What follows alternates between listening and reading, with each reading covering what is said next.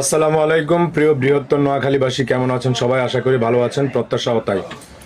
চারদিক থেকে যেই হারে নোয়াখালীর সুসংবাদ আসতেছে তাতে আমি বুঝতে পারছি না কি যে হবে। একটার পর একটা সুসংবাদ আর সুসংবাদ।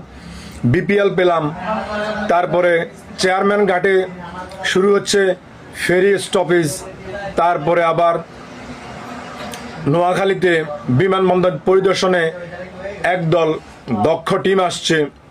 আমি বুঝতে পারছি না, আমাদের এই সুসংবাদ দেখে আমাদের পাশের জেলার যারা আমাদের কটূক্তি করে আসছিল তাদের কি হবে, এটা নিয়ে আমি খুবই চিন্তিত।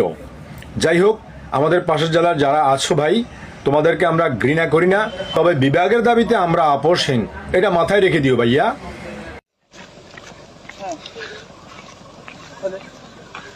আসলে তো যখন নষ্ট করতে শুরু করা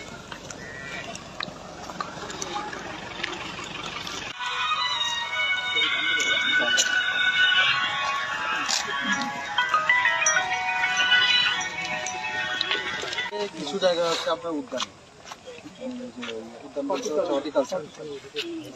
আপনার এই সাইডেও ওইদিকেও কিছু পূজা।